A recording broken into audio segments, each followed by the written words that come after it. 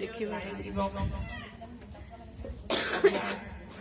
সভা নেত্ৰী মহোদয়াৰ সন্মুখে উপস্থিত থকা মই সকলোৰে নাম নাজানো, গতিকে মই উপস্থিত থকা সন্মানিত ব্যক্তি বুলি কৰিছোঁ। তাৰোপৰি সময়ৰ কথা আছে, গতিকে তাত যাতে দুখ দাই নধৰে। মোৰ নাম হৈছে শশী। মই ইয়াতে ভিতৰুৱা গাঁৱত জন্ম লৈছিলোঁ আৰু মই সৰুৰ পৰাই খেলা ধূলাত খুব আগ্ৰহী আছিলোঁ। মানে মই দৌৰিবৰ কাৰণে এনেকুৱাকৈ প্ৰেক্টিচ কৰিছিলোঁ, যেতিয়া আগমহীয়া ধান্দাই হয় তেতিয়া আমি গৰুৰ পিছফালে জুই জ্বলাই দিওঁ আৰু নেজ ঢালত ধৰি থাকোঁ। গৰু যিমান জোৰত দৌৰে মই তেনেকেই দৌৰিছিলোঁ আৰু সেইকাৰণে মই আজি খেলাত মই ৱৰ্ল্ড কম্পিটিশ্যন জইন কৰিবলৈ সুবিধা পাইছোঁ। আৰু আপোনালোকক আজি অশেষ ধন্যবাদ জ্ঞাপন কৰিছোঁ। আপোনালোকে মোক আজি মাতি আনি ইমান ধুনীয়া সন্মান যাচিছে, মই কি ক'ম, মই মানে প্ৰকাশ কৰিব নোৱাৰা হৈ গৈছোঁ। যেই কি নহওক মোৰ জীৱনৰ চমু কাহিনী ক'বৰ বাবে ক'লে যেতিয়া মই আৰম্ভ কৰিছোঁ। মই 1956 চনত জন্ম লৈছিলোঁ লখিমপুৰৰ এইফালে ভিতৰুৱা গাঁৱত। তাৰ পৰা মই তাতেই শিক্ষা আৰম্ভ কৰিছিলোঁ। তাৰপাছত মই LP স্কুল পাছ কৰি লখিমপুৰ গাৰ্লছ হায়াৰ ছেকেণ্ডেৰীত পঢ়িছিলোঁ। তেতিয়া আমি 17 কিলোমিটাৰ আপ ডাউন কৰিছিলোঁ এই ৰাস্তাইদি। তাত মাত্ৰ কেইটামান শিলগুটিহে আছিলে, তাৰ বাদে একো নাছিলে।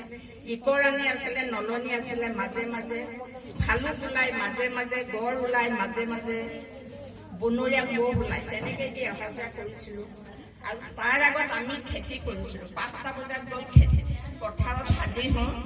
5টা বজাৰ পৰা 8টালৈকে আমি যিমান মাটি হাল বাই হালোৱাই সেই মাটিখিনি ৰুই পেলাই আমি 8টা বজাত আহি ঘৰ পাইছিলোঁ আৰু 8টা বজাৰ পৰা 8:30লৈকে গা ধুই ভাত পানী খাই আহি স্কুল পাইছিলোঁ। তেনেকৈ দি মই হায়াৰ ছেকেণ্ডেৰী স্কুলত খেলা ধূলা কৰিছিলোঁ, তাত পাইছিলোঁ, প্ৰাইজ পাইছিলোঁ। তাৰপিছত মই 75 চনত মেট্ৰিক পাছ কৰিলোঁ। মেট্ৰিক পাছ কৰাৰ পিছত লখিমপুৰ কলেজত মই এডমিশ্যন ল'লোঁ। তাত মই বেষ্ট এথলেট হৈছিলোঁ। তাৰপিছত অহা যোৱাৰ অসুবিধাৰ কাৰণে মই JB কলেজ গ'লোঁ। JB কলেজতো মই বেষ্ট এথলেট হৈছিলোঁ।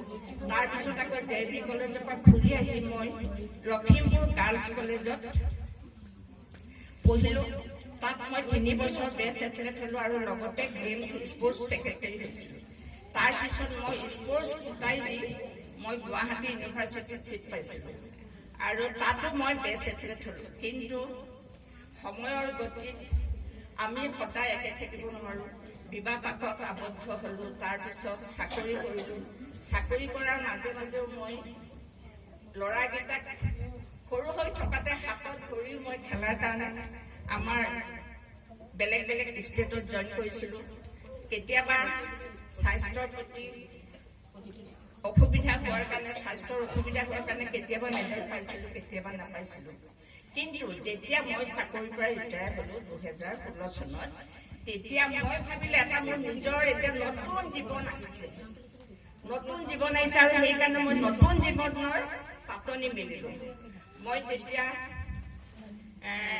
16 চনত হায়দৰাবাদত খেলিবলৈ গ'লোঁ। লং জাম্প, ট্ৰিপল জাম্প দুইটাতে মই ফাৰ্ষ্ট হ'লোঁ। ফাৰ্ষ্ট হোৱাৰ পাছত মই ইণ্ডিয়াই মাতিলে যে আপোনাক আমাৰ ইণ্ডিয়া ৰিপ্ৰেজেণ্ট কৰিবৰ কাৰণে চাইনালৈ এছিয়া পেচিফিক মাষ্টাৰ্ছ গেমছত জইন কৰিব লাগে, আপোনাৰ নাম আমি চিলেক্ট কৰি আপোনাক নিমন্ত্ৰণ জনালোঁ। তেতিয়া মই চাইনালৈ গ'লোঁ। চাইনাত গ'লোঁ, তাত দেখিছোঁ 26খন কাণ্ট্ৰি, ইমান বেছি মানে প্লেয়াৰ আৰু বৰষুণ, মানে ভাবিলোঁ আমি কি কৰিম। কিন্তু তাৰ আগত আকৌ মই প্ৰেক্টিচ কৰিছিলোঁ প্ৰায় 3.5 ঘণ্টা ধৰি মই প্ৰেক্টিচ কৰিছিলোঁ। সেইকাৰণে ভগৱানে মোক তাত লং জাম্পত 6 পজিশ্যন আৰু ট্ৰিপল জাম্পত 7 পজিশ্যন দি পালোঁ আৰু তাৰ বাবে মই এছিয়া ৰিপ্ৰেজেণ্ট কৰিবলৈ সুবিধা পালোঁ। য'ত খেলা আছিলে জাপানত ৱৰ্ল্ড কম্পিটিশ্যন। যেই কি নহওক তাৰ পৰা আহি পেলাই দেখিলোঁ, মই ভাবিলোঁ অকল মই কিয় খেলিব লাগে। আমাৰ অসমত, আমাৰ লখিমপুৰত ইমান সুন্দৰ সুন্দৰ প্ৰতিভাৱান মহিলা আছে, গতিকে মই এটা সংগঠন গঠন গতিকে সদ্য অসম মহিলা ক্ৰীড়া সন্থা গঠন কৰিলো আৰু আমি সেইটো ৰেজিষ্ট্ৰেশ্যন কৰিলো কৰি পেলাই আমি বহুত মহিলা উলিয়াই আনিছো গুৱাহাটীত পাতিছো দুবাৰ অসমৰ বিভিন্ন ঠাইত পাতিছো কিন্তু সম্পূৰ্ণ সঁহাৰি পাইছো তাৰ পিছত গৈ মই আমাৰ খেলুৱৈসকলে খেলাইছো অনুষ্ঠিত কৰিছো কিন্তু ইয়াৰ পিছত মাজতে মই নেপালত খেলিবলৈ গ'লো গৈ মই 100 মিটাৰ দৌৰত মই ফাৰ্ষ্ট হলো তাৰ পিছত আকৌ মোক চিলেকশ্যন কৰি শ্ৰীলংকালৈ মাতিলে শ্ৰীলংকাত গ'লো মই 100 মিটাৰ দৌৰ আৰু লং জাম্পত দুটাতে ফাৰ্ষ্ট হলো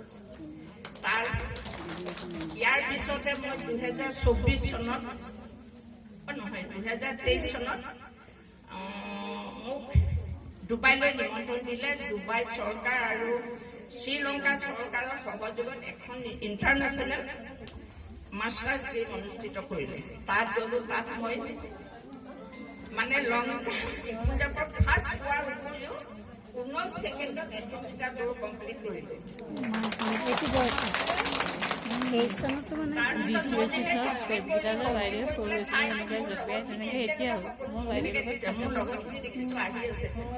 ইমান ফূৰ্তি লাগিছে বাপৰে মই কেনেকৈ ফাৰ্ষ্ট হলো খুবেই ভাল লাগিলে জনাৰ পাছত মোৰ মহাৰাষ্ট্ৰৰ সাভা অনুষ্ঠানে মোলে এদিন ঠিক কৰিলে যে বাইদেউ আপোনাৰ কি আছে চাৰ্টিফিকেট দিয়ক তেতিয়া মই মোৰ চাৰ্টিফিকেটবিলাক পঠোৱাৰ কাৰণে ইণ্ডিয়ান নেশ্যনেল এৱাৰ্ডৰ কাৰণে চিলেকশ্যন কৰিলে তেতিয়া মই